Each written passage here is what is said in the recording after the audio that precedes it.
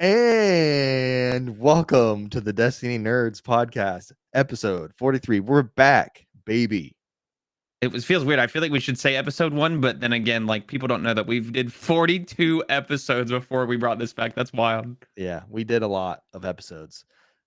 We I think there might have been an episode in there that I forgot to upload, so we just pretended it didn't happen. I'm pretty sure it was a Bergen Star episode. So Bergen, if you ever Oh, listen to this, I'm raid sorry. along.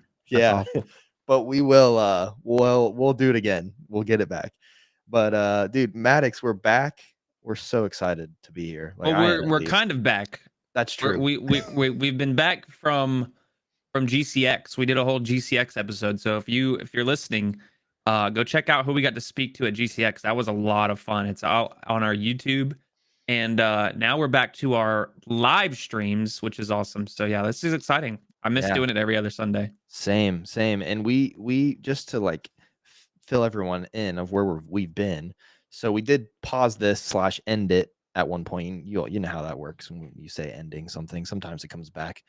But you never end Destiny stuff. You never end We all Destiny know stuff. So we started another podcast with our content team called the Six Fronts Podcast. It's essentially exactly what we're doing right now, except we just switched back to this branding because we just really love the Destiny Nerds feel. Like it's beautiful. Like we're a bunch of Destiny nerds talking about the game. It makes sense. So we're gonna be if it's your first time listening or watching, this is a podcast where we talk with different Destiny content creators about this game in its current state in the future, and then we like to have little games where we do like talk about content. Or what are we doing tonight? Actually, Maddox, I'd love to hear. We usually do a tier list, so tonight I have a pretty good one set up for us. I'm excited about it. So this is the official comeback.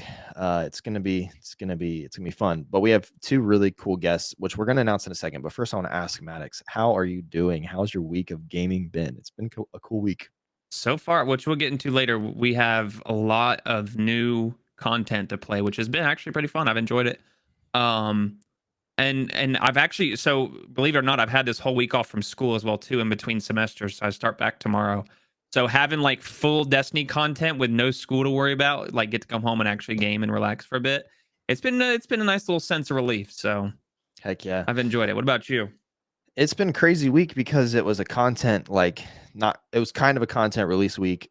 I say that because it's a season. I never really feel like that's real content, even though I know it is. Yeah, but no, I understand that. I'll say my opinions later. But it was the big reveal of Final Shape stuff, and I had to force myself to make sure I could play this week's because we're doing a podcast about this game. So I'm very busy these days.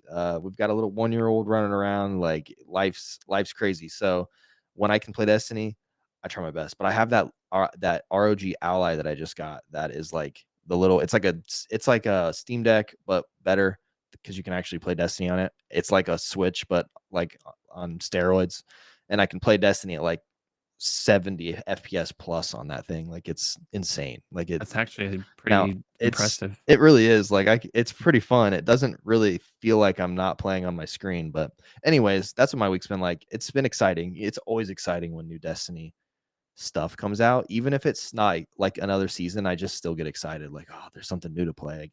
There's new crap that I can do.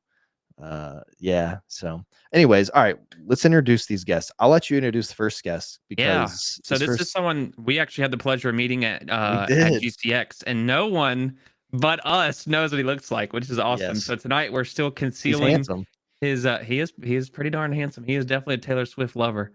Big Swiftie. See what I did there? Lover is a Taylor Swift song. Which, by the way, before you do this, I reposted your first look video on my Instagram and put Lover on it, and it has 20,000 views. Nice. Where's my fucking cut, dog? This is zero cut, bro. You pay the half off I gave you to film your wedding. Yeah. Oh no, but yeah, we all had the pleasure of getting to meet him at GCX, which was a lot of fun. I was surprised when he walked up. I was like, who is this? Because we didn't know what he looked like. So, and then when we introduced, I was like, oh my god, it was really cool. So it was a cool moment. ATP. Oh, it was. Wow. You just ruined it. No, but we have the pleasure of joining us tonight. We have the one and only ATP. Let's see if his his thing's gonna work here. Maybe not. Maybe. But There here it he is. is. Welcome in, Mr. ATP. How we doing? I'm doing pretty good. How are you guys doing today? We're good, my friend. We're good. So, welcome to the podcast. Please take the time to tell everybody who you are, what you do, all that good stuff.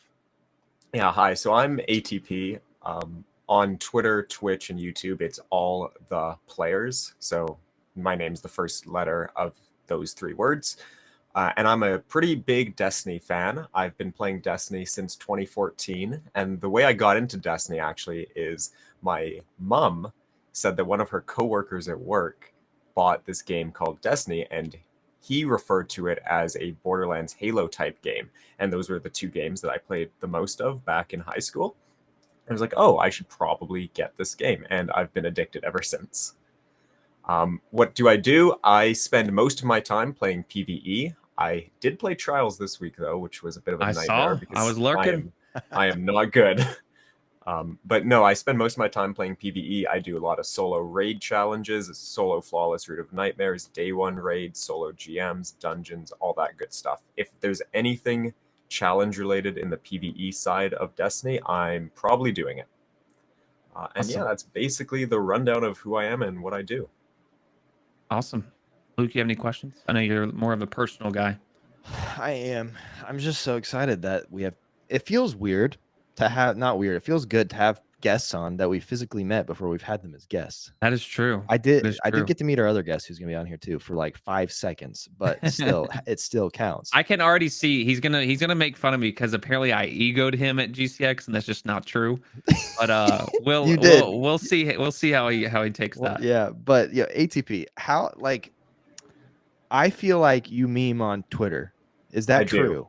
I spend half of my time just shit posting on Twitter. You know, I want to actually say that it pisses me off sometimes because you be posting these things about getting bright dust, and I believe it every fucking time. I've literally shared one before with people. I'm like, holy shit, there's a bug in the game. You get so much bright dust, and they're like, bro, that's just a joke. I'm like, motherfucker, Yeah, dog, I need some bright dust, dog. So I'll go into that. Every season for the past 2 years, I save all of my seasonal challenges and all the bright dust on my season pass. And whenever there's an event or something, I turn it all in at once, take a screenshot, and post it to Twitter. Bruh, I was curious how you did that. Yeah. That's commitment. I foul. love it. That's I love foul. it. I don't like it. I just want to know what, like, the route to what made you the way you are on Twitter, because it's awesome. Like, what is it? Just your personality? Like, why are you so funny? Like, where did that come from? I think it's just my personality. Like, I'm a very sarcastic person, just in general, and so I feel like that has led into me just being who I am on Twitter and online. And so, yeah, it's just who I am. That's Hey, awesome. being So yourself is always awesome. So I don't know your stuff as well as Maddox, just because I don't watch anyone right now. I apologize for that. But tell me a little bit more about, like, are you like regularly on Twitch and YouTube? Like, do you make YouTube video stuff from Twitch? Or are you just live streaming? Like, how long you been live streaming? You might have already said that, but like, where does that all live? So I would say about 90% of the stuff I do is exclusively on Twitch. I do upload to YouTube, but it's nowhere near as frequently. Usually the first 2 weeks of a season is when anything that I post would go on to YouTube, and then for the rest of the season, it's pretty quiet. But I started streaming on Twitch a few years ago, and the idea was I was watching two other people, Bacon from Elysium and Swifty. I can't remember his name. I feel so bad. But they did a lot of GM helps, and I was like, this seems interesting. I feel like I could probably do some of these as well. And so that was my entryway into Twitch. And I started streaming, I think it was the second week of GMs when the Corrupted first came as a GM. And that was a notoriously difficult GM. And so that was kind of my entryway into Twitch. And then I got a lot of people from that. And then I was like, oh, I should start making GM guides on YouTube. And so then I started posting YouTube videos for GM guides. And then it's kind of escalated ever since. That's awesome.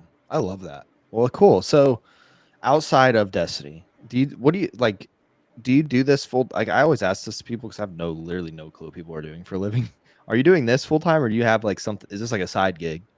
So I currently work part-time at a pharmacy, but Nice.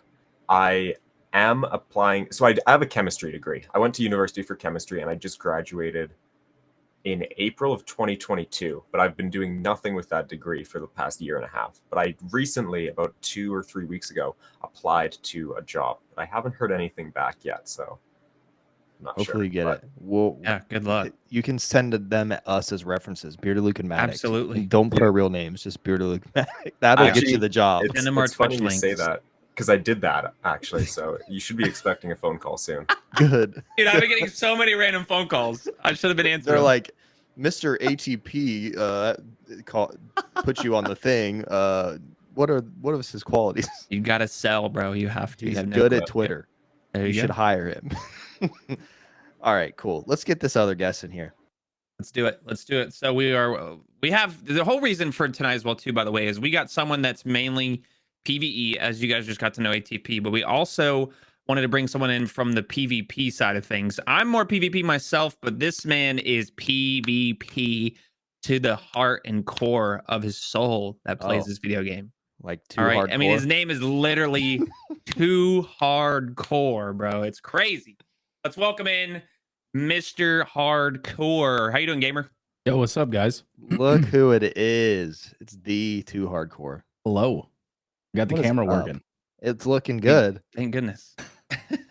I've had so many computer issues today. I'm glad this was not one of them, and it was easily fixed. Good. Good. It's been Usually interesting. this thing we do here, like usually it just works when you get in. So hopefully that it was a good experience. That's why we use this. We used to use Discord. It was a nightmare. Like, Oh, oh it's my awful. gosh, bro. It was Be like- absolutely awful. Oh, I've done podcasts in the past where it was on Discord, and I had to like simultaneously record just my audio with a bunch of other stuff. yeah. It was very complicated. Yeah, Yeah. that sounds terrible. Yeah. Well, this records all of our video clips separately and audio clips separately. I don't need it, but it does it because technology, right? Anyways, bro, welcome to the podcast, fellow friend. It was super nice to meet you in person. I actually got to meet Too Hardcore this time in person and give him a hug. I'm not gonna throw shade at Maddox. I figured out what happened. Are you ready? Let's Yes. hear it. Okay. Let's hear it. So I have this like mental complex where like I saw people that I knew last year and we made eye contact and there was no reaction. So in my head, I was like, oh, they just don't want to talk to me. And this happened the entire Guardian Con weekend. And at the end of it, I was pretty bummed because when that happened in my mind, I was like, well, I'm not going to go say hi because maybe they don't want to talk to me. A week later, somebody goes, I can't believe I almost missed you. You did not have a hoodie or a hat on the entire time. And anybody that knows me, I always have a hat on stream, mostly a hoodie. I'm pretty sure people had no idea what I looked like without either of those things on, which is a wild concept, but Dude, when we walked by you, that's why you noticed I like stopped and like was Yeah. like Too Hardcore. And then Yeah. we said hi to each other and then we didn't see each other again, which I was super sad about. But that's yeah, I okay. saw Maddox a couple times in passing. We did not do a good job of hanging out at the con this year. I got in and out. See, that was what I was gonna say as you well know. too. Is I saw Above one time, and we Same. were That was it. shit faced at the time, and I genuinely don't remember any words that were exchanged. I spent too much time getting fried at the pool. So when it came time to get in an Uber to go to the Rosen, I was like, absolutely not. I'm like more of like a local hole in the wall bar guy. Cannot stand waiting for drinks for more than like 10 to 15 minutes. And it's just always a we had to dumpster hook up. fire. We had a hookup. You should I mean, hindsight 2020. I probably should have went at least one night, but next year. It was Next fun. year. Next It year was we'll hang fun. out the whole time. It'll be so fun. Well, I will say I will be there next year when they announce the date if I'm free. So Yeah. like with me, it's like I film weddings in the summer. So like if they pick the wrong date, I'm immediately can't come. But I was think I'm fun. in trouble a little bit though, because like the wives are now best friends. So there's a lot of texting happening behind the scenes Oh, with Lord. them. And so they're planning like girl trips like outside of GCX and then like not telling us. So might have opened Pandora's box, which all good. That's all right. well, dude, it is so good to have you. We had you on this podcast, right? Like a long time It ago. was, You were it was one of our long- first like guests. I one of the think. first times we met. Yeah. That's how we met. Was here. That's when Yeah, I it's been a realized minute. you. And then we lived found close out we live close to each other. We never hung out ever. And I'm a creature of habit. It's hard to get me outside of the house other I'm than gonna like the literally have gym. to come to your house and You more than welcome. You open can your see door and sit with you. lakefront property. It's I'll almost be there. bonfire season. So I'm in. Dude, I'm in. I'll come over to your house for a bonfire if you come over to my house because I have a huge fire pit in the backyard. let's do it. And we'll I'm down. cuddle and it'll be That's fun. not fair. You can come too, Matt. Well, It's just you gonna can- fly I'm flying here. out. You just Ohio's get a not that spirit bad. flight. Dude, when I at GCX, I swear on my life, every human I talked to that I asked I was from, like from Ohio, they're like, I'm sorry. I'm like, bro, this meme is so annoying because literally everyone that lives in Ohio pretty much likes to live here. Like we live here on purpose. Yeah, please don't come here. It sucks. It's literally everything you hate. Like, just stay away because housing is great, commuting is great. Like, They life's say good. the Our same thing about airport's whenever I great. say I live in Florida. They say the same stuff. Like, oh, I feel so bad for you. It's so hot. I'm like, I'm used to it, bro. Well, Like, you I've live lived in a here my good whole part life. of Florida. You're not like down in. I wore a hoodie out today. It was 100 degrees. It was 105 at Universal Monday before we left. I thought I was gonna melt. It was. I mean, I'd be abysmal. sweating a little bit, but life goes on. Like, just drink some water. We'll be chilling. Dude, no shot in Florida would I be wearing a hoodie, even if I lived there my whole life. Okay. No, here's the thing: is I went to the gym and we just had to go to Okay. Target afterwards. So I was like, but I'm Okay. not. I wasn't like So you're uncomfortable. It was like a trying to lose weight kind of thing. That's what it was. Right. You were, Yes. you were I'm sitting here it off. sweating at Target so I can eat Okay. good for dinner Okay. type deal. You know what I mean? All right. Anyways, let's get back to this. Too hardcore. Tell us about yourself. I want to hear. You don't have to go too deep, but like, how did you find Destiny? When did you start? Why the heck do you play it still? Like, I know that you have similar opinions on this game to me, and I just want to know why you're still here. All right. Well, to start things off, I started playing during the beta. My brother actually got me hooked into it. Trials was not a thing back then, but we came from playing WoW together and really enjoyed the raids. Back then, having a PC wasn't accessible like it is today. So we transitioned to, because we both had Xboxes, we transitioned to NPS, whatever it was back then. We transitioned to Destiny. The first raid was Vault of Glass, and I was hooked, like super into it, loved it. Fast forward to Trials being released. It was a struggle bus. We kept going at it, finally got there, and it was like the most joyous experience I've ever had. And then that parlayed into me finding Twitch and other people that streamed. And then I bought a Connect and I was a scumbag when I started streaming. I would post on like the LFG, like, hey, I'm doing free trials help. Please come hang out in my stream. And I don't know how. Sell out, bro. I just got lucky, and then things kind of snowballed. And fast forward, I think I had a 70-month resub last week. So I've been streaming for a very long time. It started out as like a super passionate hobby that I thought could eventually go somewhere. Then kids happened and a wife, and I'm currently a senior project manager at a company that keeps me extremely busy. So now it's more of like when I have free time, I love to get on and still play. To answer your question about like why I still play the game, we have a very, very distinct love-hate relationship with Destiny in its current state of only going down, which I hate to say. It makes me sad, in my opinion, of course, with PvP. But like, it's the community, like the relationships I've built throughout the years and stuff like that. I went a month without streaming and it sucked. I hated it. But I couldn't bring myself to stream like other games because I don't want to fire up a stream for like an hour and a half and then just get off. Like no other game really kept my attention. And so now I'm not going to say I'm back, but I'm kind of more back than what I was. So yeah. You heard it here. Too Hardcore is full-time streaming back. Every day. I hope my baby, wife's live not at 8 listening. p.m. Let's go. I'd be like, what? She would probably have something to say about that. Whenever I first started streaming, that's what I did. I thought that's what it took. Like, be live every day, 5 p.m. I got off work, stream, boom, boom, boom, boom, boom, boom, boom, every single day. And I'm Yeah, like, it was and tough. of course, back then, like, no one fucking knew what you were supposed to do, you know? And then like, but I'm not gonna lie, I like kind of saw success. Like I you know, a little bit when we started streaming here, you know, 2 viewers, 3 viewers, 5 viewers, 7, 10. And then I'm like, oh my God, I can't do this every day. This is wild. It takes a lot. People think you just boot up. I mean, at least for me, it takes a lot out of me because I'm very like, my personality is like kind of in your face when I'm on stream, and there's no like, the dial's always turned to 11. Like I can't just turn on the game, throw on like Juice World and sit in the dark and play. Like I have to put all of it into it. So if I'm not giving it my all, I've come to the realization that like I'm not going to go full time. It's something that I'm passionate about. Not a lot of people can say like they have a community like mine. Like I took a month off, and the first stream I came back to was like 40, 50 viewers without hosts. Like I'm so proud of like the community that we've built.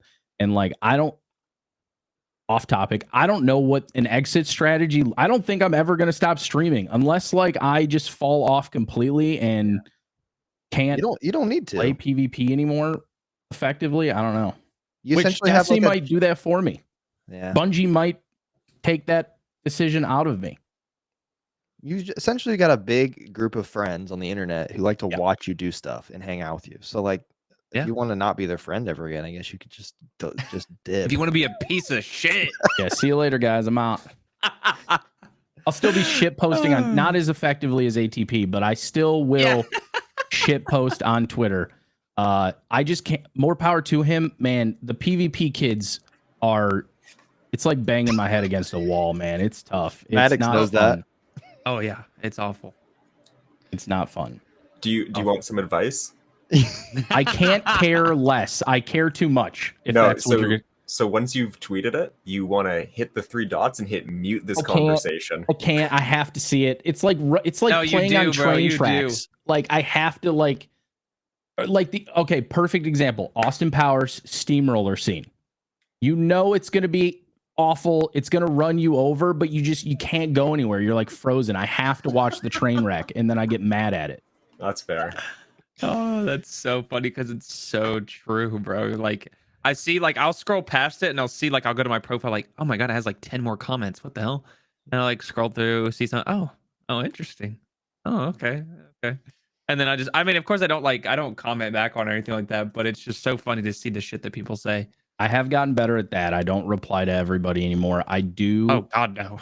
I do. Like sometimes when I'm like, you're not a real person, and I go to their page and I'm like, Fortnite giveaway, anime chick with no clothes on, retweet. Like you're barely a functioning adult, if that. You're probably a kid. I normally only like comment to the ones that like are first, like the people that actually follow me that I know like actually read the post and have like some interesting things to say or a little bit of a rebuttal and stuff. And then I'll comment on those people because I know who they are. They follow me. I know them. I recognize their name, stuff like that. But like, I wish that I had to the conversation. I'm okay with disagreements in a professional and like adult-like manner. I really cannot stand the like people use emojis and I shouldn't. Dude, if I got those old man. If I got those, I would just respond like, today I drafted Geno Smith to my fantasy team. Like it wouldn't make any sense, but that's what I would respond to them with. I'm surprised you even know who that is. I've actually Luke, it's interesting you say that because someone once responded something completely irrelevant to one of my tweets, and I just responded being like, did you know horses can't look up? Or something just completely stupid. And he was like, what does that have to do? I was like, I thought we were just listing things that don't matter. There you go. That's good. I like that. I like that a lot. Oh, good. See, he does have advice for us. We love it. We love it. All right. Let's start talking about what happened this week because it was epic. Yeah. Kind of. So a little rundown, as you guys know. And for those listening, we got some juice over the fucking week. Okay, so we got, not only did we get a new season of Destiny on August 22nd, we also, that came with the long hour of what we like to call the Destiny 2 showcase. And that showcased what is in store for the final shape. We'll get into that in a moment. What was that? And kind of after. A little bit after, yeah, like what final shape is going to bring us and stuff like that. So we'll get into that in just a moment. We've all been playing Destiny over the last week, and it's about to finish up on the first week of the new season of the witch, not the bitch. So ATP, give us your ideas. What are your thoughts so far? I want to hear your thoughts on the weapons, the activities. What is trials like for you? You said you played some trials over the weekend. Just kind of give us. You know, you've been playing Destiny over this past week. How have you been enjoying it? So I'll start off with I'll start off with the seasonal activities. I actually quite enjoy both of the seasonal activities, Savathûn Spire and Altars of Summoning. I love both of those. So Okay. last season we had Salvage and Deep Dives, and those, specifically Salvage, would put me to sleep. I kid you not, I'm pretty sure I agree. fell asleep at my gaming setup one day. Whereas these ones, I feel like they're a lot more engaging. There's actually enemies that I have to fight, and I just find the entire activities a lot more enjoyable than the previous ones. The downside, though, is that I feel like most of the weapons are lacking, at least for a PvE side. The only seasonal weapon that is even worth getting, from my experience, is the new fusion rifle, and I crafted it day 2.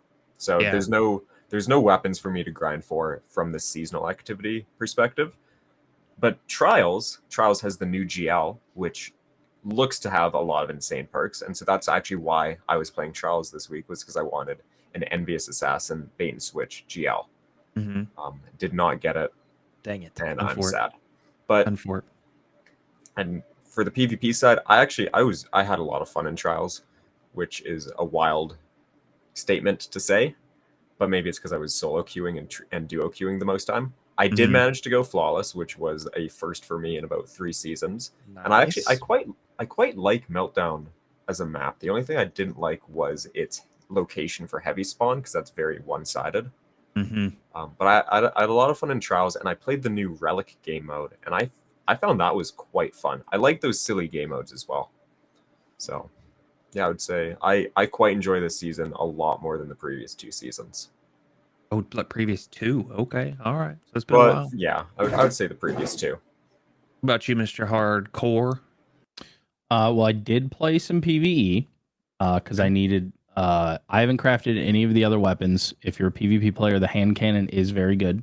It felt a lot like a kinetic palindrome, adept palindrome. It's got like the same base 34 range. I don't think people like it though, because it doesn't have like the flashy perks, like no explosive payload, no slide shot. It's killing wind, quick draw, or Eye of the Storm, but it feels great. Didn't really enjoy the altars too much because I felt like I was getting the same loot way faster in Spire, but that's just, if there was weapons in there to grind outside of the hand cannon, I'd probably suffer through it. Destiny's at its best when the two sides are kind of conjoined and mixed and matched. I like going to farm weapons in PvE to take in PvP, and I'm sure, not every PvE player feels that way. Like, not everybody wants to just hop in and experience Trials or whatever to get a gun to use in PvE. But for me, that's when Destiny's at its best. The story so far has been really good in the time gated portion of the season that we're in. I haven't really, minded that. Crota comes out on Friday. I'm actually not doing day 1. I'm gonna hang out in the homies chats and see how everybody enjoys it, and then I'll probably do it later on in the week. I'm hoping day 2 clear. That's been my my thing so far is day 2 clear. Yep. Just wait for our clan to finish and then just let us join you. Basically. There you go. Yeah, I'm excited. It's like I like day 1s. It's a very unique experience. I want to experience it from the outside looking in and see how other people do it, because normally I'm live and I don't go back and watch others. When I'm done, I'm normally trying to go to bed or go hang out with the family. So I'm excited for that. Trials this weekend has been I think it's overall been good. When the population's thriving and there's good loot to chase, I think it's great for everybody. Like ATP mentioned, the grenade launcher is supposed to be a beast. The armor actually looks really good. And we got new roles on Igneous Hammer, and they made it the SMG this weekend. So I mean, can't complain. Meltdown's been pretty fun. I like that they brought it back. I'm with ATP 100%. I think the heavy spawn could have used a little bit more cooking in the lab. And then the one cap point on the one side, all the way in the back by the pillar, is not in the middle of the map, and gives, like, if you're in a really sweaty match and it comes down to supers, you can literally Titan skate or Icarus dash over and pop well before anybody on the other team can even do anything. So like threes playlist, that's pretty annoying to deal with, but in duos and solos, which I played a lot of this weekend too, it wasn't really a pain point. From a PvP perspective, I was kind of hoping for more. The biggest pain point meta-wise to me is Antaeus wards. I cannot believe they did not get touched in Idiot Iteration. I just think it disintegrates the skill gap and makes bad players able to make bad plays and get away with it a lot more than they should.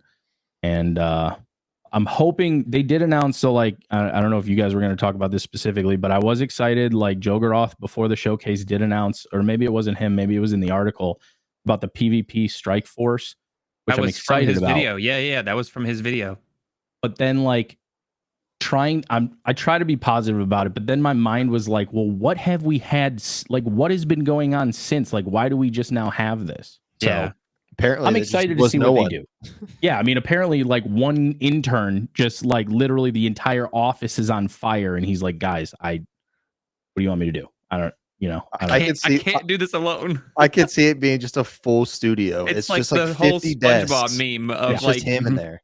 SpongeBob and all the files are caught on fire in his brain. Yeah. So PvP Strike Force is a plus. If it happens. It happens and how well it's implemented. I'm sure it's already being like it's already a thing. They're just waiting for it to take force, I guess. And I hope so. I'm always reluctant when a person at Bungie makes a personal video and puts it on Twitter. Oh, that was awesome. That was awesome. Well, listen. I think it's awesome, but I also, from like a marketing and PR standpoint, I'm like, why didn't Bungie do that? Why did he have to do that by himself? Well, is that supposed to be like a connection? Is that like such a stinker? Is that supposed to be like a connection thing with the audience, or is it just like he was like it kind of, in my opinion, which I'm sure no one's thinking this because they don't care, but I'm like, is he like not like the way that Bungie is communicating game stuff, so he has to do it on his own personal Twitter account? And it might have been like, hey guys, I'm doing this shit myself. Like, this needs to be done. Like, I've come up with this. I want to be the one that. It's just confusing to me for a company that Sony owns. That, like, is he the game director or something? Has to make a video of himself on his Twitter account and then post it. And like, correct me if I'm wrong, but isn't Jogaroth the one that typed up the state of the game? Like, did he just read this and go, "Are we sure?" Why? Like, why did they fall back on the video? And like, to your point, Luke, as their self-proclaimed industry-leading live service game, I would like to see them be more proactive. It feels like they're constantly in a reactionary state, and that's very frustrating. Why is it the sky has to be falling and everything needs to be on fire before these things come to fruition? Why are we not more industry-leading, forward-thinking with a lot of things that have, Now, just to kind of wrap it up and kind of bring it back into the whole season of Witch thing, do you think we're going to see like this stuff during this season, or are we all just kind of like in the midst of just a waiting game until Final Shape comes in? That's kind of where I'm at, like, do we think that there's going to be a mid-season thing where like we get a little taste of what's coming, or is like, I mean, kind of like how every end of the season or like seasonal, we have 3 seasons. That third season is almost always like a let's wait for Witch Queen, or we're just waiting for Final Shape, and it's like I really like to see the stuff that he was talking about implemented a little bit sooner than what we might anticipate. You know what I'm saying? Yeah. So I think one of the biggest things that sticks out still, that's kind of like the elephant in the room, is that stupid train station thing that they all put out where they don't want to delay content and they want to just keep things on schedule. I know that Joe touched on it in trying to get away from that. So I think we might see like a little taste here, but I don't think it's going to be like the full-fledged update that we're wanting for. And like, I think the community needs to hold Bungie to a higher standard. PvP has been so starved for so long that as soon as we get a crumb of something that is so minuscule, there's like 50 million Bungie all caps, exclamation points, dubs, tweets everywhere. And I'm just like, can we not have some kind of standard here, lads? Where are we at? I hope I'm wrong. I hope they start nailing it and coming out of the park. I just think like the studio, if history is anything to go on, I think we won't start seeing those fruits until the Final Shape for the big stuff. Yeah. Well, let's go ahead and just I just to kind of say my piece here as well to the seasonal thing. I want to say something too after you. Yeah. I'm kind of in a mix with both of you guys. ATP was talking about how he's enjoyed Meltdown and stuff, and you too as well, Hardcore. I enjoyed it myself, but specifically with friends. Like, I enjoyed Trials myself with friends alone. I don't do carries, I don't do helps, nothing like that. If I go in solo, it's just to maybe try out a weapon or something like that. Like I just recently crafted my beloved for the first time because I was like 4 out of 5 whenever that season went away. And I'm not a big sniper, so I was just like, if I went and did presage, got my one red border that I needed, thank God, the first run, and crafted it, and then I was in trials solo, just like, can I snipe?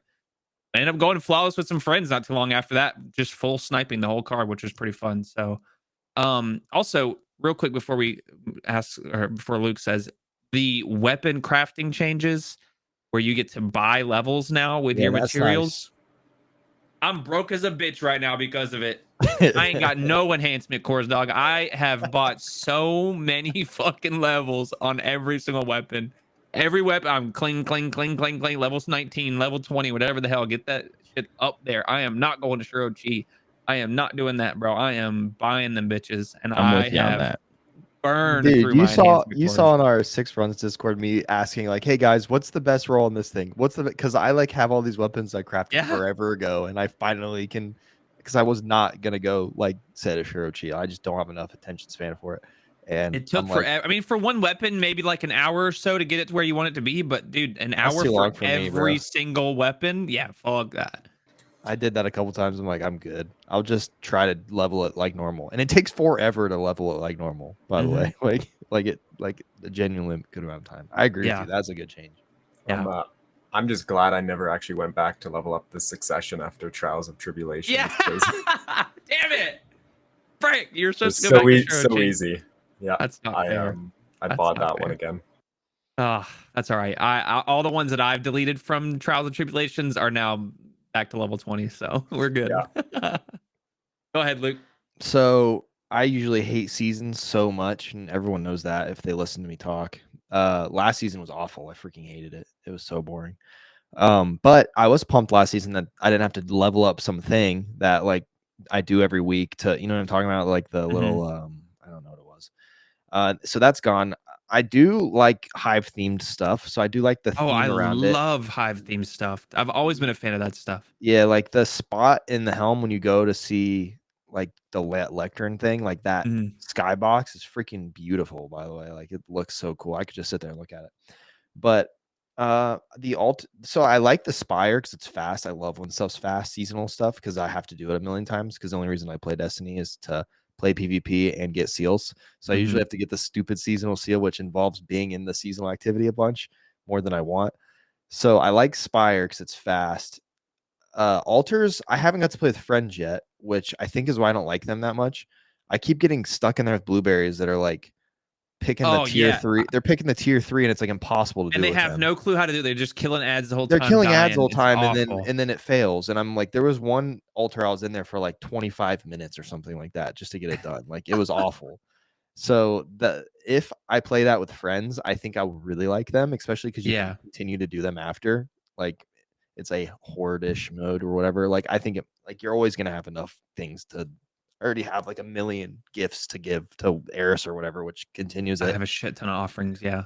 But it weapon wise, I literally crafted the hand cannon because Amps said to in his YouTube video. So I guess I did that. I don't even know if it's good. I used it. I've been using it because you have to get kills with the seasonal weapon for the seal. So I've just been using that one.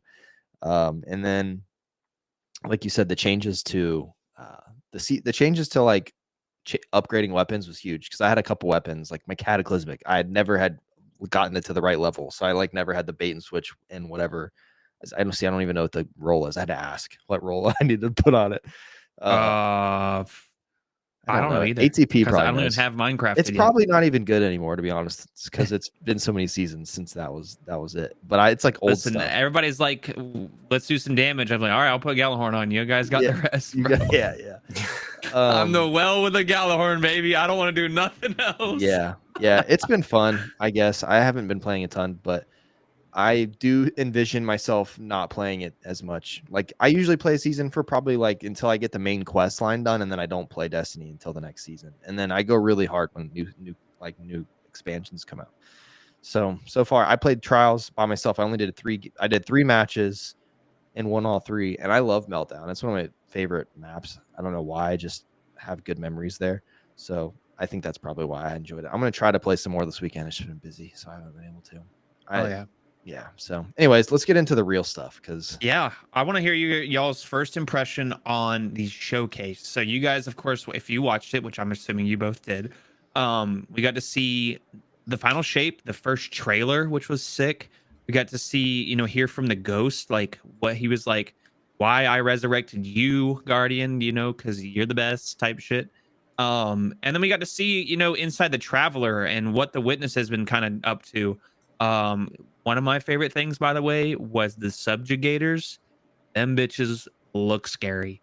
So Hardcore, we'll go to you first this time. hey, What was your first impression? before good news, the inside of the Traveler is just a reskin of everything from Destiny. Yeah. Oh, yeah, that's true. So, But it's you're linear. good. So we make our way from the portal all the way to Just kidding. I just wanted to be negative for a Spire. second. Yeah, Before negative. Hardcore talks.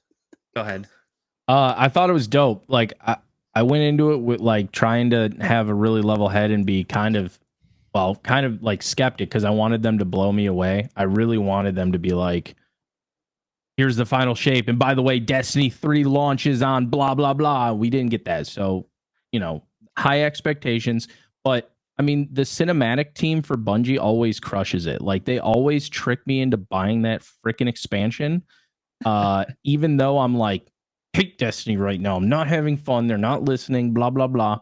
But the new supers look dope. The new zone. I'm finally excited. Like this journey, I've been part of Destiny for so long. The light and dark saga is finally coming to an end. And I'm just and apparently we're going to fight the Witness in the raid. Like they're finally listening and giving us like a main character boss fight, hopefully, and not some off-brand shoot of the story that is kind of anticlimactic. So new supers look dope. Kind of sad we don't get a new darkness subclass. I was kind of hoping they were going to round it out with a third one. But I mean, I'm still intrigued. I'm a warlock main. It's like a traveling well, kind of not super excited about it. Dude. People are going to still make me play well in PvE when, above bullies me to get on GMG and play that freaking game mode that I lose at. And I feel you on that one. The Hunter and Titan stuff looks so good though, but I refuse. I refuse. I'm just going to always be a warlock main floaty boy for life. But yeah, I'm excited. I hope they absolutely crush it. And I'm more interested in what happens after because I know what's coming. I know the story team is going to kill it. I know we're going to get the conclusion that I hope we all, the one we deserve. Like it's been years. This fight's been going on for so long. It's got to be just absolutely out of this park killer. So I agree. What about you, Mr. ATP? Yeah, so I think it's no doubt that Bungie is like the best company at building up hype. Like they are so good at trailers, showcases, all that stuff. Like I quite enjoyed the showcase. I'm really looking forward to fighting those subjugators. Mm-hmm. I really hope that they are actually difficult to fight though. And I hope we see a lot more of them because Tormentors, we only saw like 6 of them in the campaign. Yeah, I really hope that they're plentiful. And it looked like they were almost like maybe in like strikes and stuff like that based off what we kind of saw. Like they were kind of in an area that looked more of like a strike. So yeah. New supers, I'm really glad the Hunter new super is an Arc one. Arc Strider is my most used class in the game, and so that I'm really pleased about that. And I think it looks pretty cool as well, being able to like throw your super and actually blink to that area and do that little spin. And they finally added, so in the Destiny 2 beta, there was an Arc Strider combo of buttons you could press where you could do a helicopter spin and then slam it on the ground. And that I noticed during the showcase that's actually part of the new super. And so I'm kind of, I know it's really weird, but I'm kind of excited to actually be able to do that combo in game now. I'm glad the story ending is going to also take part in the raid because it doesn't seem fitting to me. Oh, that's such a good thing. The Witness is this biggest, baddest guy we've ever fought, and he dies in a story mission like so many other people. I'm glad that that's going to be focused in the raid, and so I'm really looking forward to the raid as well. Did they even mention anything about PvP in the showcase? I don't think so. I think they said like I think they forgot it sentence, existed. Yeah, I think they forgot it existed. But no, Yeah. I thought the showcase was really good. It was what I expected it to be, because Joe did say in his video that the showcase is going to be about the story and about kind of that stuff. And so I thought the showcase was good and that they highlighted everything that I wanted to see. But as Hardcore said, I'm always a bit cautious now, because they say a lot of stuff and it doesn't always hit. And so I'm hoping this one does hit. What are your thoughts on I'll give you my thoughts as well too. The weapons that are returning that we saw in the showcase. We saw Dragon's Breath, Red Death, and then they're bringing back the exotic version of Kvostov. I think those are pretty bad choices in my opinion. Like, I truly think that we have enough rocket launchers in this game. Red Death's sick, bro. You can't. I'm gonna make the argument. Red Death is already in the game. It's a hand cannon. It's called Crimson. It's already in the game. What's the point of bringing it back? Unless they completely rework it. Like I was saying that, like, oh, Red Death is coming back. They have to rework it because it literally the same exact thing. Give us Icebreaker. That's what we really want. Stop it.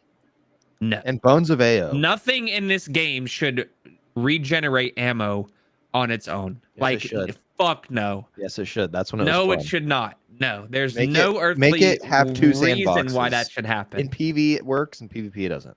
And that doesn't even make any sense. Stop that. Anyway, real quick, I want to finish my point here. Dragon's Breath, pointless. There's too many rockets in this game that are solar. It's not going to do anything good. It's going to be the exact same thing that it was in D1. It was a placeholder. Red Death, I actually never got to use in D1. I never got it whenever it was at its glory, like in PvP. So I'd be curious if they do rework it, what they could rework it like. I'm thinking, I don't even know what to think, like what they could possibly do with it. But there's no way that it's going to come back in the same way. It's not going to be a pulse rifle Crimson because it's already a thing. And then Vostov, I think, is awesome. I think it's like the staple of what Destiny is. Like, every Guardian starts their story off with a Kvostov, and the fact that they're going to bring back the exotic version, I think they really do something similar to how they did it in Destiny 1, where it's very, creative in a way where you can, choose different fire rates, different perks, and stuff like that. So Vostov is the only thing that I would really give a shit about. The other two, waste, in my opinion. See, I could not care less about Kvostov. I think it's a waste of a item to bring back. It's simply just nostalgia. Vault, that's it. And I kind of agree with Dragon's Breath as well. We have enough rockets so that it's kind of useless. But I was actually looking at a list of exotic weapons that are in D1, and I was like, I don't really even know what else they could bring back. Like maybe Universal Remote or Invective, like one of the shotguns. But other than that, I was like, most of these are in D2 already, or there's a D2 version that there's no reason to bring it back. So yeah, the only other thing I was thinking about is like, so we have Ace of Spades, right? Why not bring back the other two class-specific weapons? Tlaloc and Fabian Strategy, yeah. Fabian Strategy and Tlaloc. That would be sick, because Ace of Spades you can use on any character. Bring those back and then allow us to use them on any character. I think that would be, and then Kvostov. Those three should have been Zalo Supercell. They should bring that back. But that's just Risk Runner. I was just making the argument that's Risk Runner. It's not just about like the way it works. It's about the way it feels. Like I don't want to run. Dog. I don't want to run Crimson because I don't want to be like with this stupid hand cannon. I want my big red death, and I want to use it.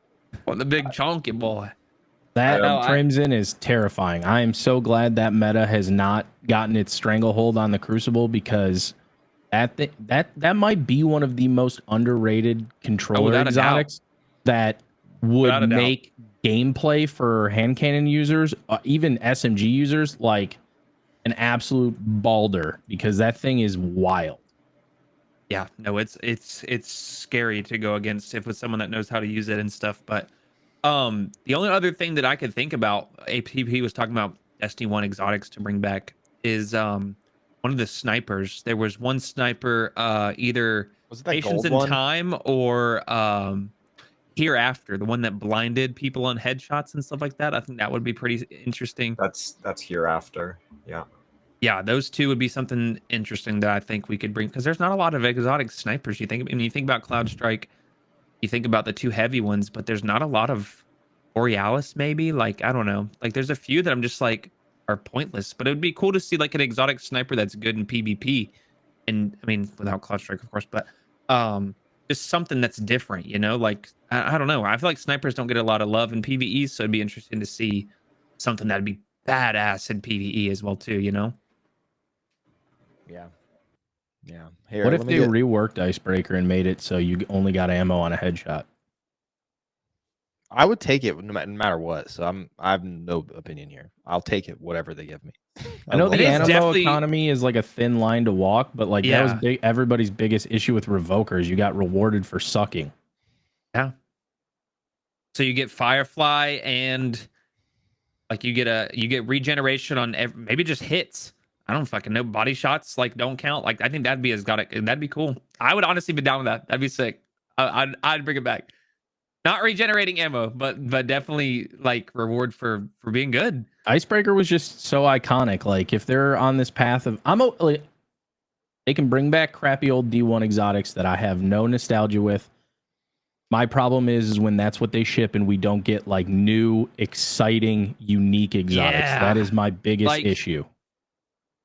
Now you got me thinking, like, what could they possibly bring in with Final Shape other than just reprise exotics? Like, yeah, we all love nostalgia from D1, but like, we do definitely still want to see some new stuff, you know?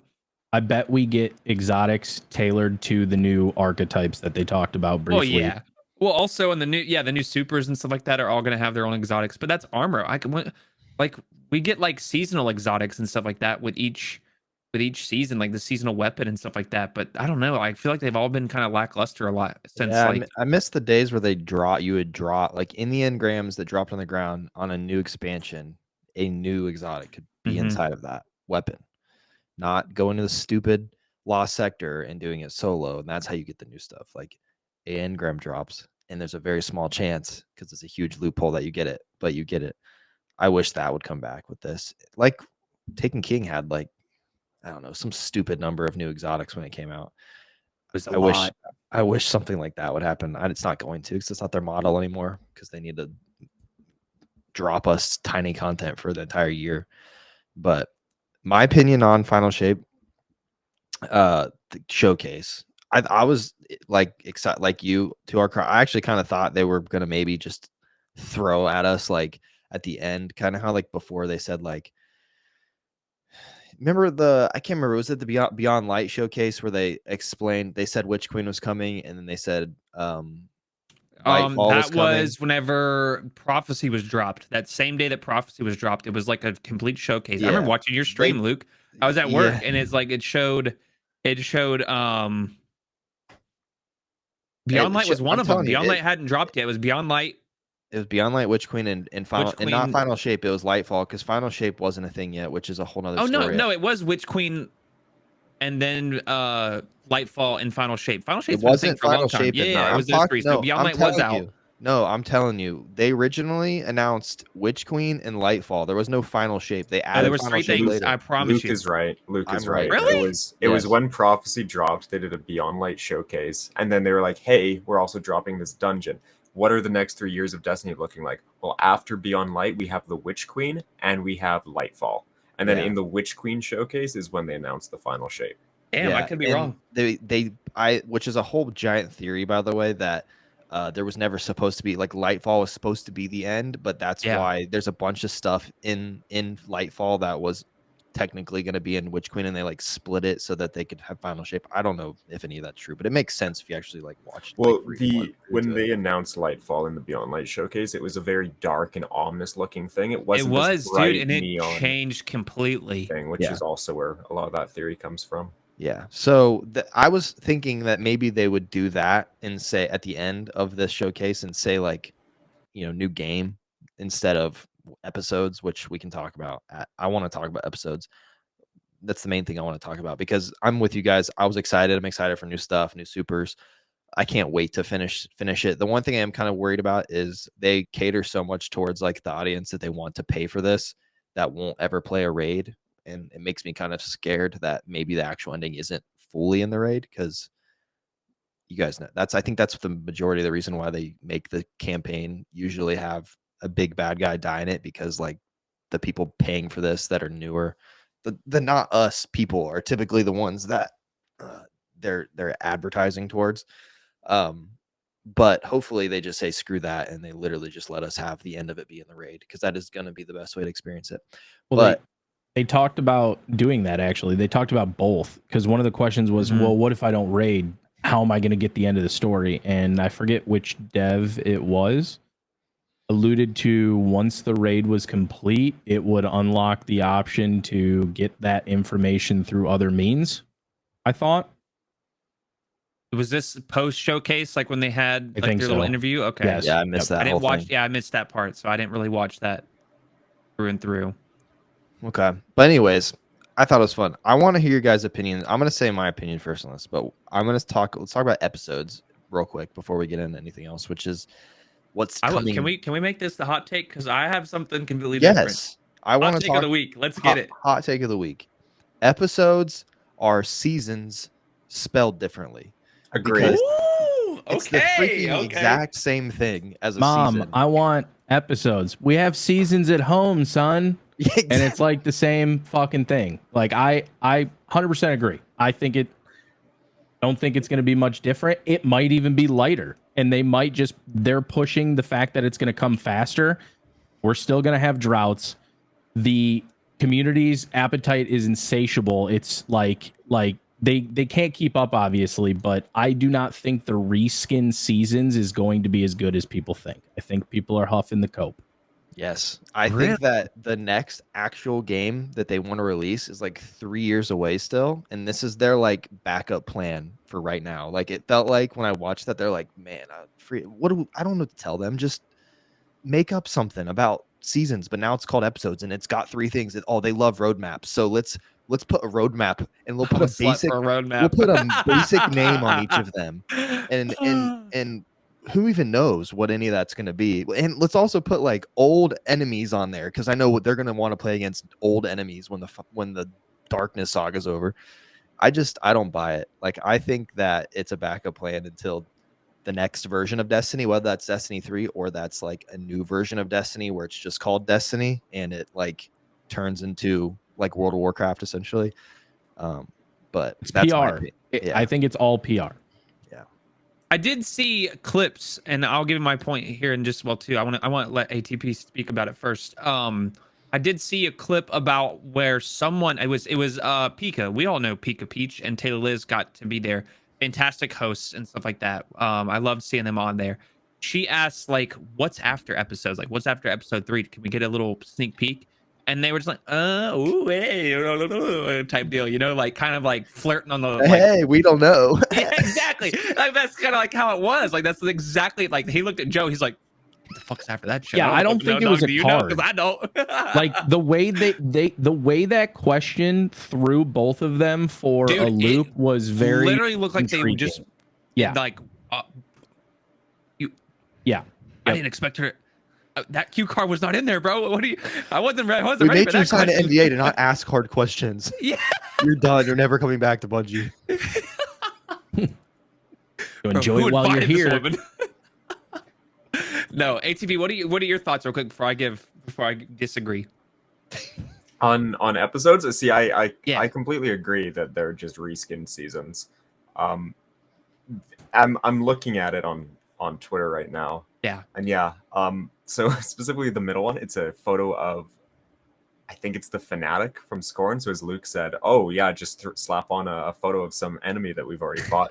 But yeah, it says new exotic weapon. That's the thing, weapon, singular, and that's going to last us 18 weeks. And it seems like reskin seasons, but yeah, they just have a different name. So I think it's hard to argue that episodes are not just a different word for seasons. I thought they were 6 weeks. I thought every episode was 6 weeks. Every episode is 6 weeks, but there's 3 different acts to an episode. So my prediction. So every act is 6 weeks? Yes, every act is 6 weeks. So every an episode is 18 weeks. 18 weeks. Yeah. Okay. See, I did not know that. They said, how can we drip feed slower? I thought an episode was 6 weeks. Oh, no. Okay. See, no, now I did not know that. I was completely misread that. And like, I know that the roadmap is such a great example because I know it fooled a lot of people. They put a lot of icons on there and made it look all nice. 18 weeks of a season. It is not going to be any better. I just do not believe it. No shot. I know they can't give us all the secret sauce, but like they were so barren with so much going on them. I just don't believe that they're going to be anything better. Here's my opinion. I disagree. I kind of agree now because I didn't know that was the case. I thought episodes were every 6 weeks. Excuse me on that. That was completely my fault. But I still kind of have my own opinion about this. Is like an act every 6 weeks. Like that's going to be it's going to be new content. Like just like a new season. We're all hooked every time a new season comes around. We're all hooked when a new exotic pops up, a new quest, a new storyline, a new campaign mission, something like that, a new map.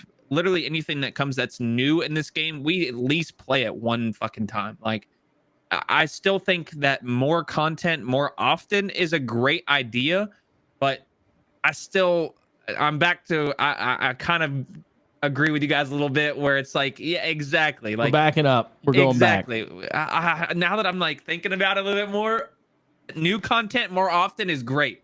Don't get me wrong. I love that. I love like waiting for that new season to drop. Oh, dude, I can't wait to play this new thing. Oh my God, Eris is a fucking hive god now or something, you know, something that changes drastically in the storyline or drastically in the game itself is awesome. And to see that more often, I'm all for it.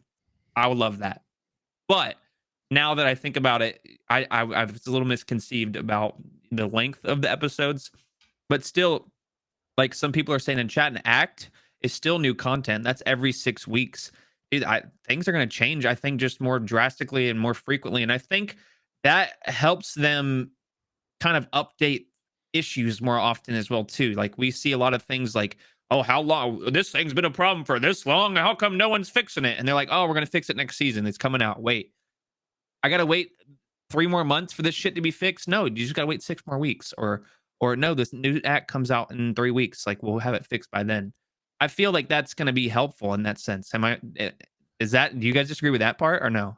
I think the only way that helps is if the studio has the manpower and proper management to allocate like resources to that stuff for it to happen. Because right now there is literally no reason other than those things from stopping them from shipping updates outside of seasons. Like as far as I'm concerned, like updates on console for Xbox at least need to go out on a Tuesday. Doesn't need to be like the same day a major season ships. It's just when they go live on the servers or whatever. Mm-hmm. So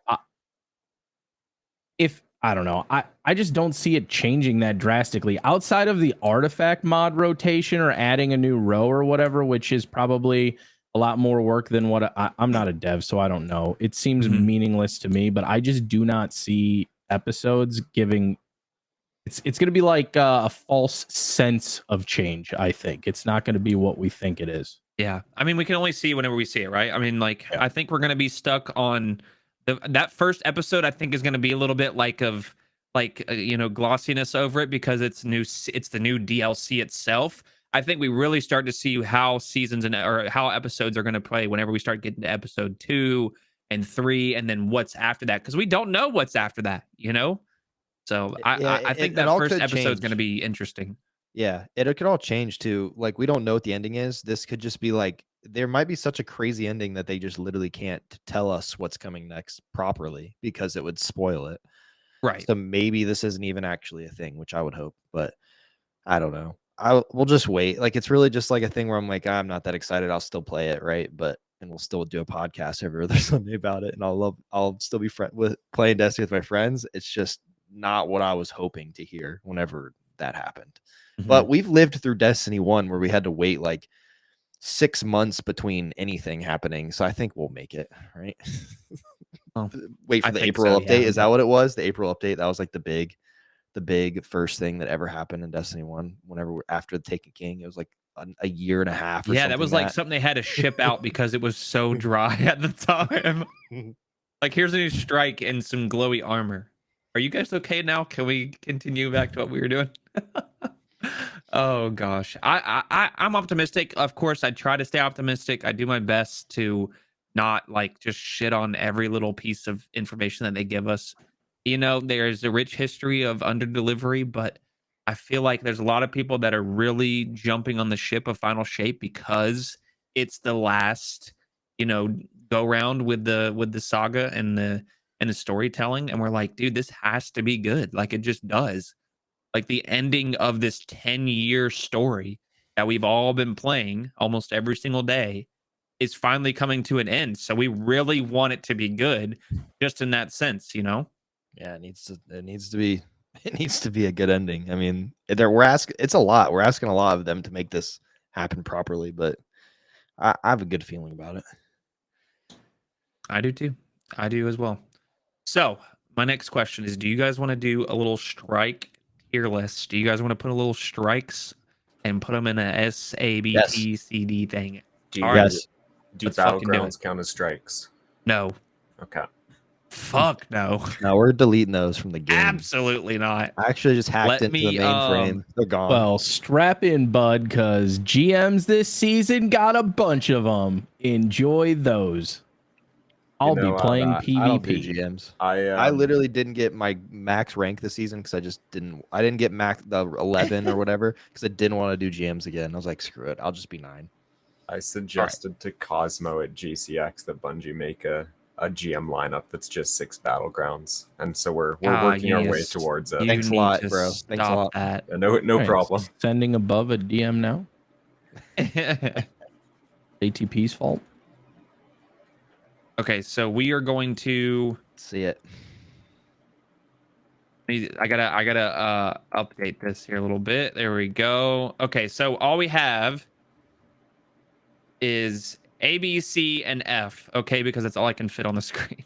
Okay, let's see it. So this is all current strikes in Destiny 2 right now. Whether they're playable or not, I'm not exactly sure, but these are all ones that should still be in the game in a sense. So let's pull this up here. Let me get Mr. Bearded Luke out the way. So do you guys want to agree, or do you want to just go? We've usually done, we're like, I'll say one, I'll say my piece, and I'll put it where I want to put it, and I'll put it where I think it deserves, and then we'll move on to the next one. Or do you guys want to come to an agreement and put these strikes where they deserve? I think we should go one by one, or else we're going to be here all night. Yeah, that's true. Okay, all right. Well, then I'm up first. I'm gonna go you can, Fallen Saber. We can for- abuse each other if you disagree. Yeah, that's You the will case. Disagree with me. I'll say. Oh that right Lord! All right. Well, I get first pick in the tier list draft. Here we are with Devil's Lair. This one, I like it because it's a good GM. It's a fun GM in my opinion. It's got some layers to it. It's got a cool little, 1, 2, 3, let the ghost do his thing type deal. While there's a bunch of enemies, and then you have the walker, and then the boss fight. You just sit in this one lovely little corner and just shoot at stuff. I don't think it's not an A tier, but it's not C or F, so I'm gonna put it B. I think it's a solid start. I do not Sure. skip it when it comes out, Right, or when it's it a good comes one. up on the list. So It's nostalgic as well too. It's the first Destiny strike that we've ever played.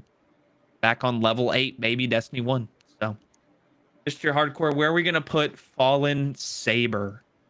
okay, I actually enjoy Falling Saber because I think the boss room can get a little chaotic. Not if you're playing with good PvE players, but I like, the arc stuff and all that jazz, and it's fairly quick. Mm-hmm. So I would put Fallen Saber at.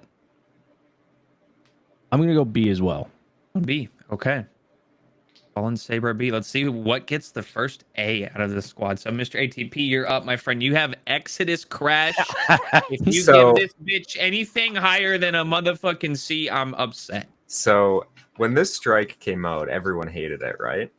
It's awful. Do we not We're all hate gonna- it still?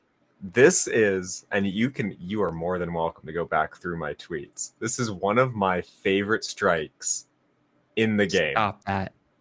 The boss Stop fight that. is great because there's actually threats in the boss fight. When they sped up the arc part, that was great. The only thing I think Bungie could do to make the strike better would be to add a few payloads to the beginning. So I'm gonna, just to slow it down a little bit, because they are revamping this. But I would say overall, Okay. I'm gonna go C. Okay. Just, Smart man. I was trying to get you going there. I was about to say A, but I decided to back up.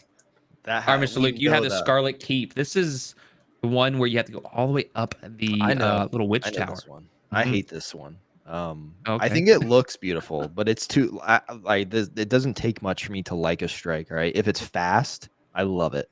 Like Okay, so get you're me an through that efficient crap. striker right now. Is I'm that where we're at? efficient in general, like in this game. Like if I have to sit there and like do something forever, then I'm not having a good old time unless it's a raid. So Scarlet Keep, visually beautiful. So for that, I'm gonna put it in the C position. Okay, But all it's right. too long. Nothing's got an A or an F yet, so we're kind of middle of the road here. Is it going? We're going back. I to would have B. technically, I would have put Devil's Lair A, but that's because I loved D1 I would have strike. put Okay. an F. You don't mean that. All right, I get the Glassway. Ooh, this Hey, one. this is a speedy one. It is kind of fast, but it was one of the hardest. It was one of the hardest GMs when it first came out. Am I wrong? Like, genuinely, like, very difficult. I think I like that because I just like difficulty in PvE because it just makes sense for the game to be difficult on its highest difficulty. But whenever I get this strike, like in the strike playlist, I'm really upset. I don't know why, but it just feels like really one-dimensional in a way. Like there's nothing really special about this strike, so I'm gonna put it at C. I feel like the only good thing about this strike is the boss room, and that's about it. Like, because we go through all the stuff in like in the campaign missions for Beyond Light, so like we see what this strike is. I like strikes that are off from like stuff that we've seen in the game already, like off of a campaign mission or off of a side mission, stuff like that. We've seen majority of the strike just basically just playing the game, so I'm good. It's a C. It's not an F because of its difficulty in a GM. I like it. Mr. Hardcore, you have Disgrace, which is the newest one and reprised one of Omnigol. Oh, that's the one with the witch chick? Oh, Indeed. All right, so I did GMG on that. It Ooh, sucked. okay. It was not fun. Also, when your teammate's in the back of the map invisible the whole time also makes it tough. Shout out above. Dude. All right, this is you guys, I'm going to give it an A, and here's why. Nostalgia. Oh shit. Okay. Love leaning. I don't think D1 needs to be remastered. I know that the quality of life is far better in D2, but I was so happy with the game in D1. I didn't know any better. And so it brings back the warm feelies all the time whenever I get into a situation that takes me back to that time period. Also, boss fight is fun. Leading up to the boss fight is also fun. This is another one that I don't skip when it comes up. So I enjoy it purely out of nostalgia, though. There you go. There you go. I'm surprised you gave that an A. I agree with that on an A. I love Omnigol. So yeah, and the scream is so like all right. It's iconic, give right? it an A for the scream. There you go. Okay, there you go. You heard it here first. All right, ATP, you're up with Warden of Nothing. All right, so this is the only strike in the game that features all three champion types. So I'm going to preface that. So I quite like this GM because it features all three champion types. This is a fun GM. It's short. This is also one of the only strikes in the game that you can actually still melt the boss on because they've added health gauge to every other one. Yeah, that's why I love it. This is my favorite one. And this is in a location that you can no longer access because it's on the Tangled Shore. That's right. Like, there's nothing like it in the game anymore, so I'm also going to give it an A. I agree. Dude, I'm with you on That's that. one of my favorites. That's my favorite one in D2, actually. That's one of my favorites for sure. And like you don't see anything like the trains and stuff like that. Like that's something very unique. Yeah. You're literally in the Prison of Elders. Like that's awesome. And you get to hear Varix as well too. One of my favorite characters in the game. So BS if Dreg's Promise dropped. That's all I'm saying. Interesting. Mr. Bearded Luke, you have the Light Blade. Where are we at? Okay. So this strike is cool because it's isn't it like you're going to Oryx's like grave or something? Isn't that what it is? It is like a shrine of it's a temple of Oryx. It's one of his temples. Anything that Oryx is involved with, I usually am cool with. I like this one. I think pacing wise, like it's not too long, it's not too short. Mhm. I haven't done this as a GM, I don't think, or maybe I have. I can't remember. If I did, it was just one time for a seal or something. But I don't know. I'd probably give it a B. Put in the B area, just because Okay. I like the visuals. I love the hive. Like I always will play if there's hive involved. So yeah. You want to hear my? This might be a hot take, but I think they could have turned this into a dungeon. I genuinely think that like this is such a unique strike, where like they could have somehow turned this into a dungeon, like the light Space, blade, right? Like, huh? like aesthetically, the space. Oh, absolutely, yeah. And the Yeah, it's boss big. himself, like It's a big the area. boss room, like I don't know. I just feel like there's something such so unique there. Well, Like I feel like that They could did have it been last a. season instead. They just let us go find Oryx's dead body. There you go. Don't get me started on Ghost of the Deep. I hate it. All right. Let's see. I have Birthplace of the Vile. I had to like think about what this one is because I don't think I have not ran this as a GM. If it even has been a GM, I'm truly not even sure. I'm trying to think of. Oh, This this is is one of one the where you go mind. like This into is the where you get mind pyramid benders, ship, right? right? Yeah, no, I'm the just kidding. the boss is a giant Scorn Raider who goes in. Yeah, I'm not gonna lie. Like right off the rip, I'm giving this an F. I think it's awful. I genuinely can't even remember this strike because it's that awful. Like I don't think there's any like thing special about it. I think that's my F without a doubt. Like that's just not a fun strike. I have nothing else to say about it. Mr. Hardcore, you have Lake of Shadows. If you don't get this anything other than an A, I'm gonna be upset. No, it's an F. Yeah, I the agree new with version that. of it sucks. I hate. Yeah, Oh the yeah, new the new version. one's awful. Well, that's Okay. the only one that we get to play. The That's revamp true. is absolutely awful. It totally artificially extends the already bad Yeah, experience. I You forgot. cannot nuke the boss anymore. I had to mantle my way up into a cheese spot to get the GM done. It sucks. I don't like it. L. There you go. I was thinking about the old one. You give the old one an A, that's without a doubt an A. Yeah, Like 100%. I can farm that in like Mhm. 10 minutes or whatever. that like, was the easy. juice. This one, I'd rather lick a wall for 15 minutes. Anything rather than play that strike Interesting. ever again. A wall. Like a clean wall, Wall, hopefully. Like toe, a Walzer? sidewalk, the play mat at McDonald's. I don't care. That I would like to see that. Hang on. I would like to see that. Mr. ATP, you have the arms dealer. So similar to Lake of Shadows, this one got reprised, and the reprise sucks. But I don't think it's nearly as bad as Lake of Shadows, so I'm going to say C. Okay. I'm with you on that. I don't think I've done the reprisal yet, but like again, going back to the OG where this was like one of the easier GMs and one of the ones where like you could genuinely bake the boss when he came out. I'm with you on C for now, but it was a B before. It's downgraded like the Lake of Shadows. I agree. Mr. Bearded Luke, you have Insight Terminus. Okay. Insight. This is the one with the Scion at the end. Yeah, this is I don't know, it's average in my opinion. I think it's kind of challenging. I remember watching you do this on GMG and it was hilarious. So I have done this is one of the ones that I have done GMG. and it Yeah. looked hard as frick to do that one on GMG. So I don't know. It's actually my first GMG I've ever been on. Yeah, I've been on I think 5 in total, and this was my first one. It was the first one because that's the only one I watched, and I remember it being sorry. I'll probably give it a, I don't know. It's an average one. I usually do it. I'll probably give it a C. Okay. All right. Inverted Spire. I'm gonna go. That's nostalgic, bro. Because that was the beta. I don't think it's as good as these two. I don't think it's, and I'm not like truly set on Disgrace being an A, purely nostalgic, but I think Word of Nothing is one of the only A's that I've had so far. I don't think it's up there, but I definitely think for nostalgia purposes, it's a B. I'm with you. What it was like the one that we had in the beta, right? Can you still? Yeah, it was the beta one. Is it? Can you still melt the boss? You can still melt the boss on the first floor. ATP, is there any confirmation on that? You cannot. They have added health gates. Wow. I hate it then. They haven't fully reprised it yet. Let's get rid of your fun.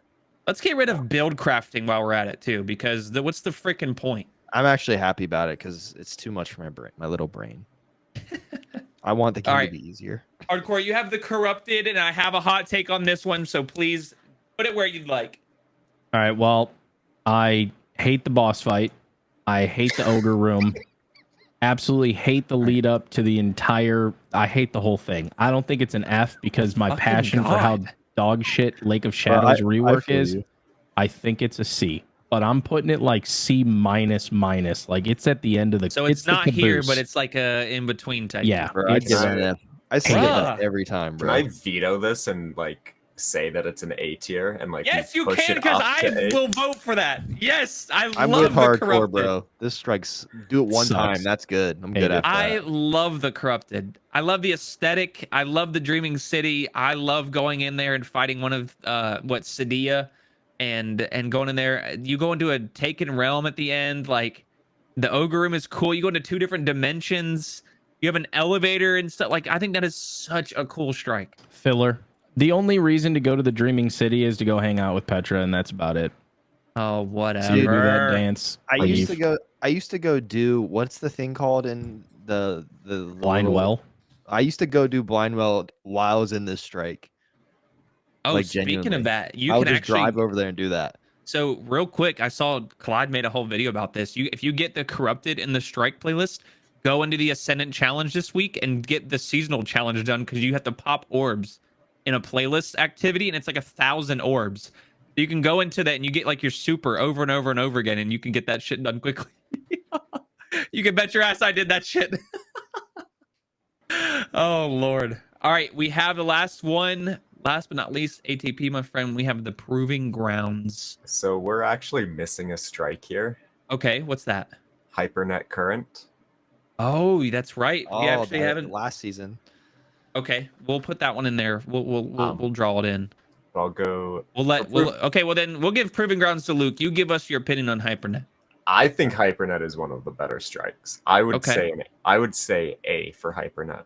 Okay. I quite like it. You get to use Vex craniums during it. You go to the Vex network, which again is a place that we don't get to go to a lot. Very cool place. It's Yes. a very short strike as well.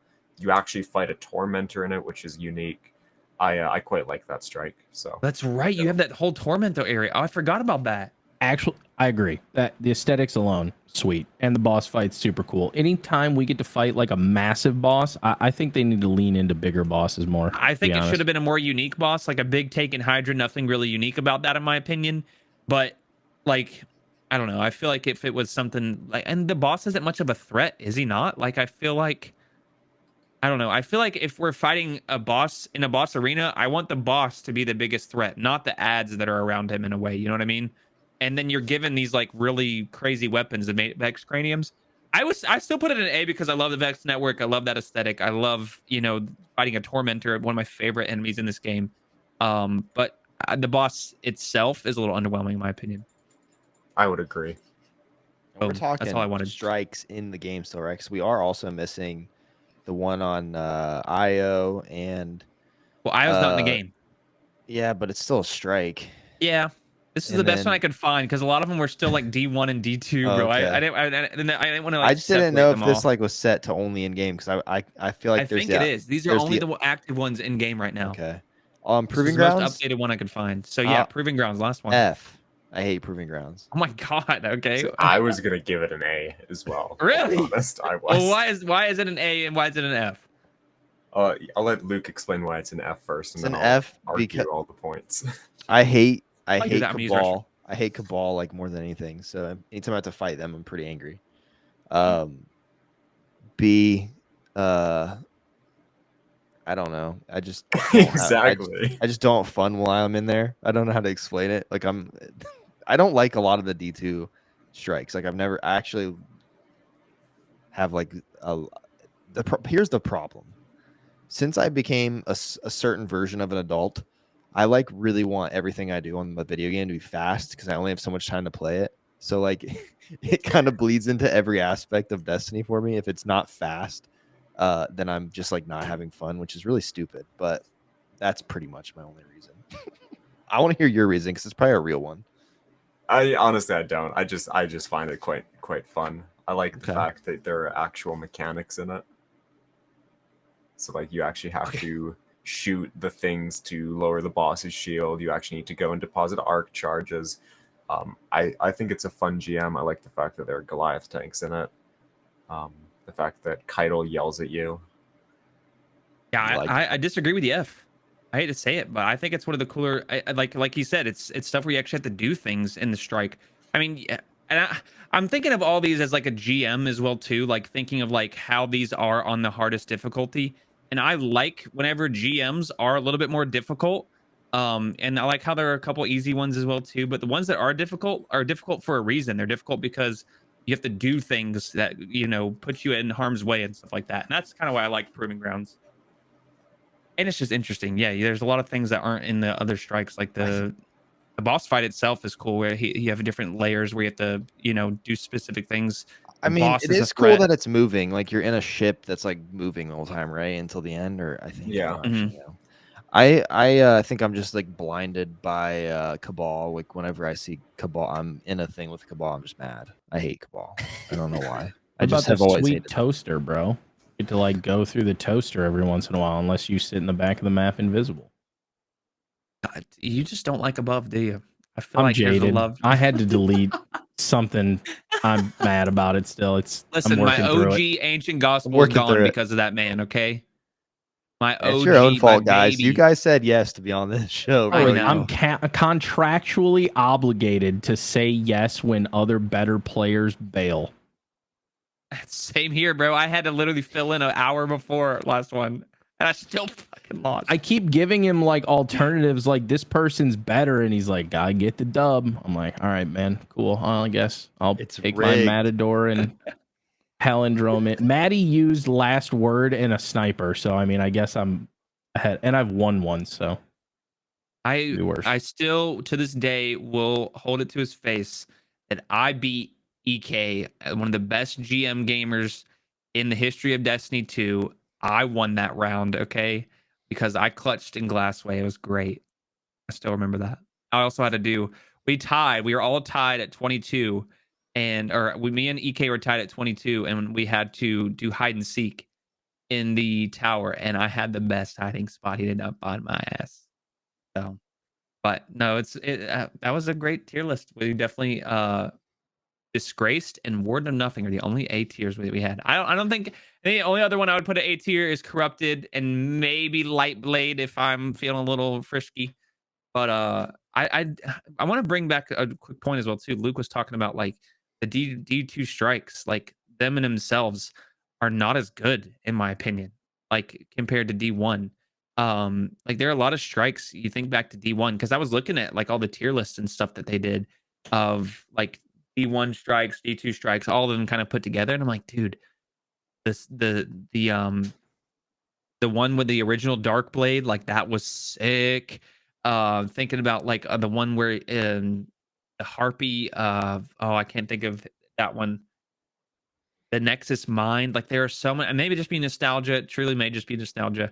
Is But it the strike itself or the fact that there was strike specific loot? That as well and too. There's you a were reason to do them. rewarded Incentive for is your always effort? good. That Incentive is always good. Give me a reason to do the strike, and I'll do it. I think that's the case. at this point, I don't want reason to do anything. There's too many things to get. I don't got enough vault space, bro.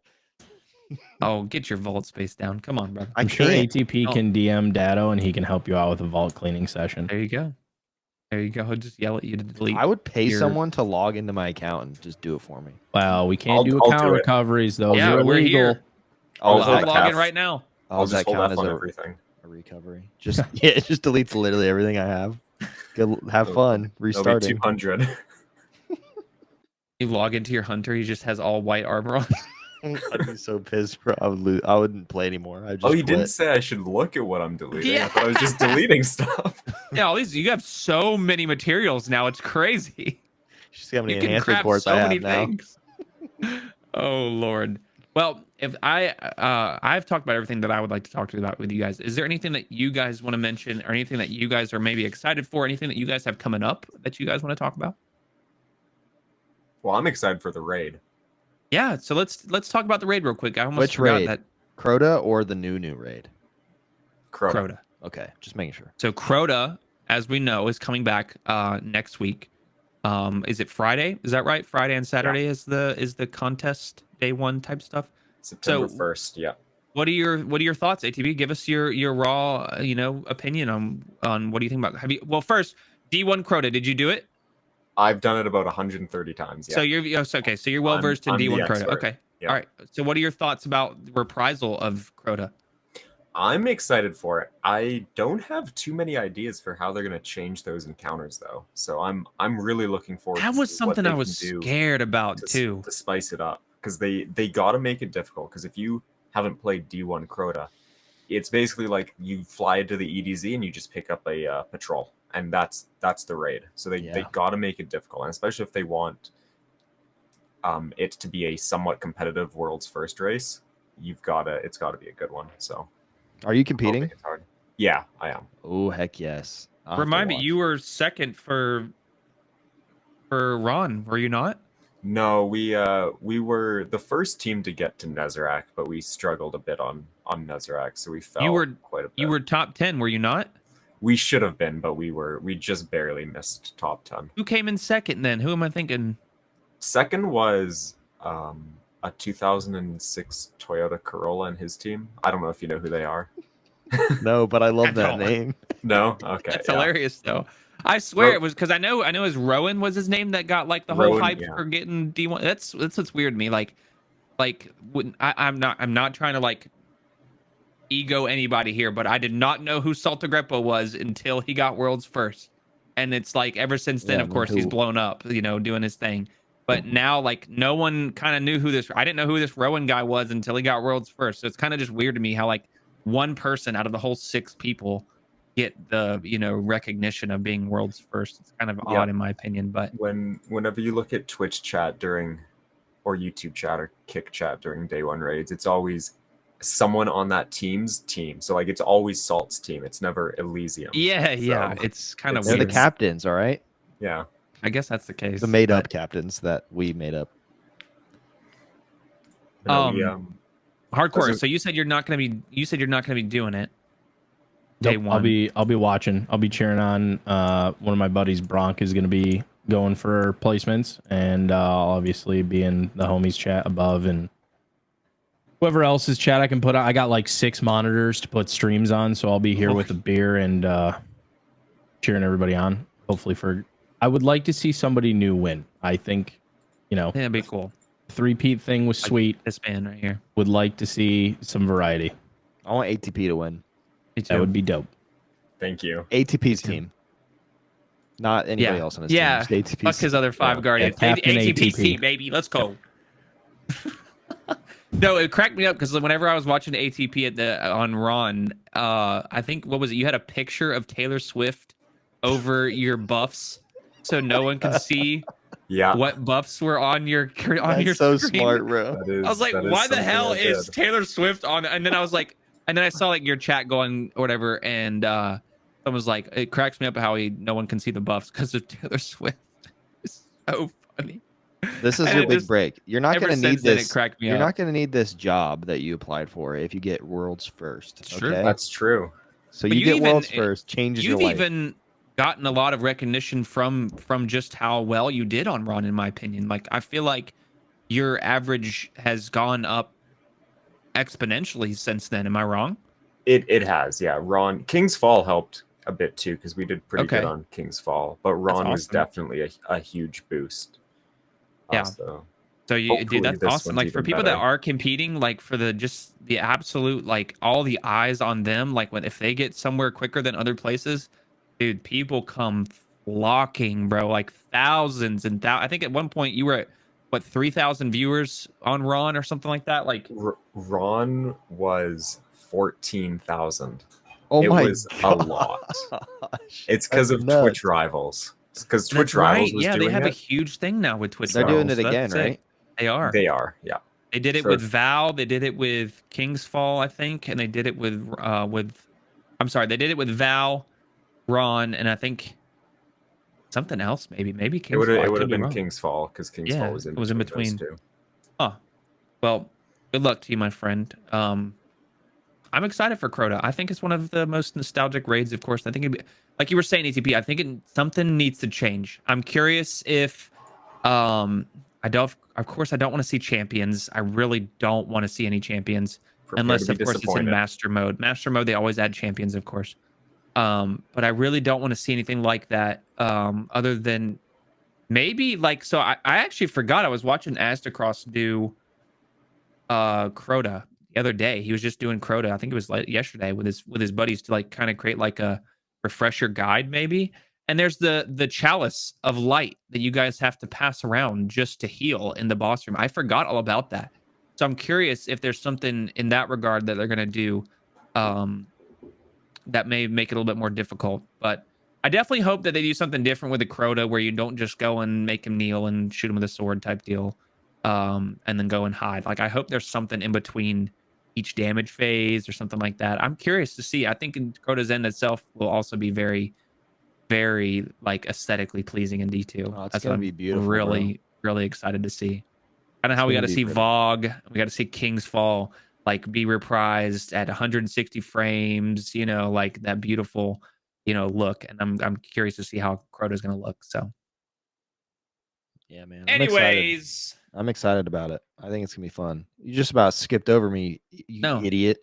You didn't even I was care going to about you. my opinion. Oh, Just I kidding. do. I'm just kidding. I'm kidding. You're just tired now. You're like, I don't want to hear what Luke has to say about this. No.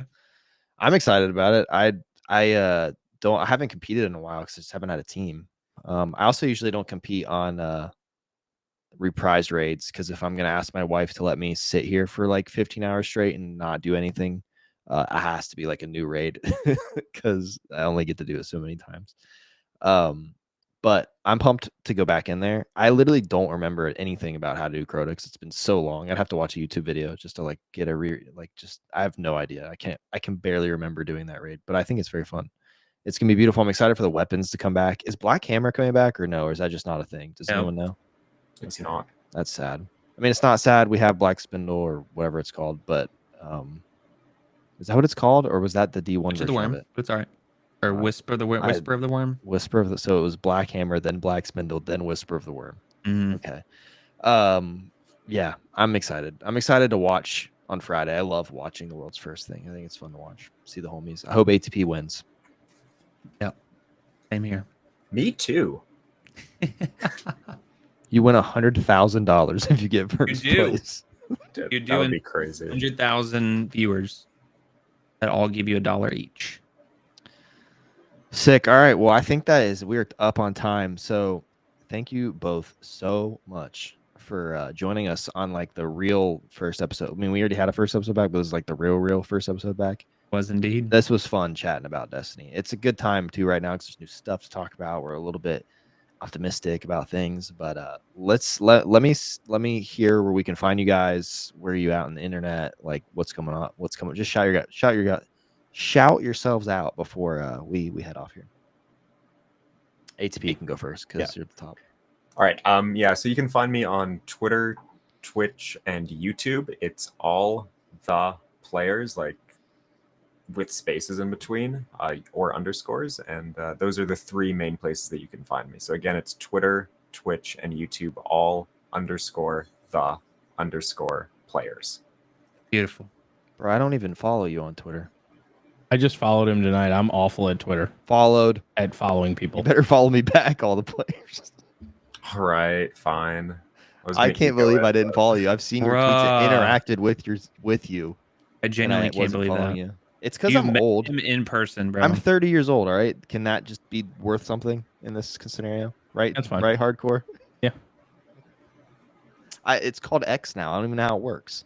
I had to make sure we were following both of them on the Destiny. We were. Mr. Hardcore, where can we find you, my friend? Twitch, Twitter mostly these days, consistently. Twitch though, sporadically. If you guys like trials or you need help and stuff like that, or you just want to see gameplay where I don't consider myself a potato, so.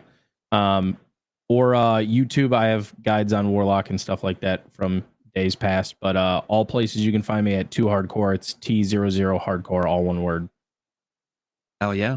Love it, love it, love it. Thanks for having me. I had a blast. Dude, we love you guys, and thank you for joining. Seriously, this was so fun talking to you both. You're both amazing. It almost like conversation just flows like we're sitting at the bar at GCX, baby. Like I could do this for like 4 more hours. Like if we could talk about anything, but I have to. All right, you're gonna have to answer to my wife. Yeah, same. I have Mine to answer too. my own wife as well, and his wife, and ATP's wife. Yes, ATP's wife. Yeah, Taylor Taylor. Swift, that is. Taylor, I yeah. think Yeah, she's Taylor. live right now, so I don't know if she'll notice that I'm not there. It took a lot for him to get out of her show tonight to come to this. Yeah. So it means a did. lot. Big, huge. Why was that so funny, bro? No, bro, she knows exactly where your seat's at, and if she doesn't see you there, she's gonna be pissed. You better get there right now. She was gonna put the hat on you during that one song tonight. I Yeah. don't even know what that means, but I've seen it.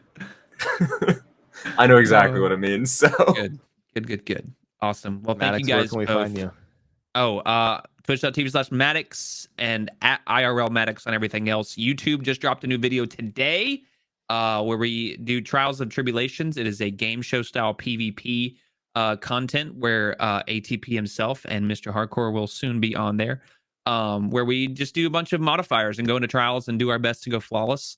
Whoever loses, basically there's a score that's attributed throughout the whole night. Whoever loses has to delete something special. Mr. ATP unfortunately had to get rid of his PvE God Roll Secession, I think it was.